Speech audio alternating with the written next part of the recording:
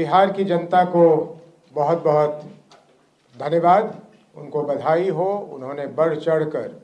इस 2025 के विधानसभा चुनाव में अपनी हिस्सेदारी दिखाई,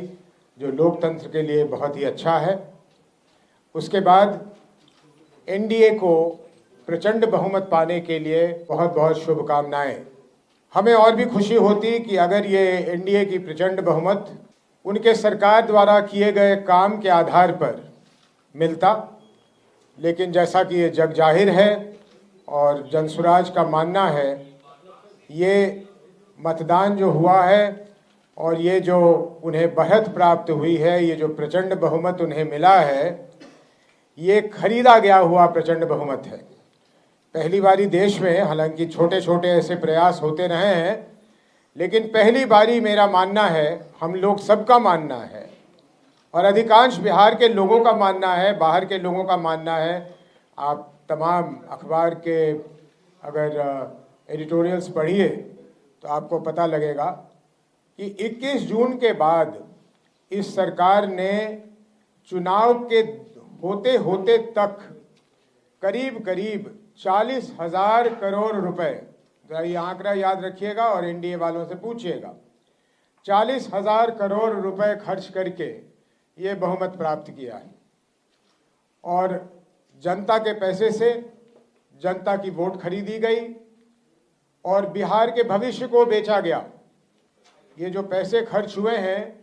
इसको वहन करने की शक्ति बिहार के अर्थव्यवस्था में नहीं है और इस कारण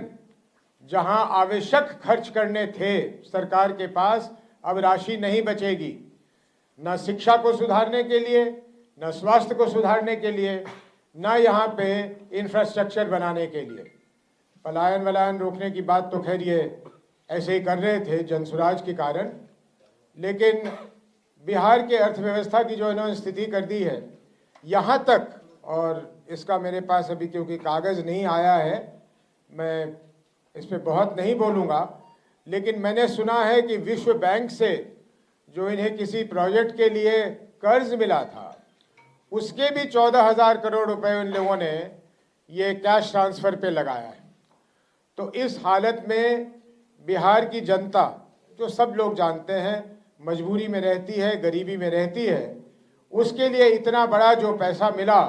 तो उसको लगा कि ये वरदान है और इस कारण से मेरे समझ से, जनसुराज की समझ से और सोचने वाले लोगों के समझ से प्रचंड बहुमत का यही कारण है। अब हम लोगों का मांग है एनडीए से कि उनके जो भी मुख्यमंत्री बने, वो उनके कार्य क्षेत्र की बात है, मुझे उसमें कुछ नहीं कहना,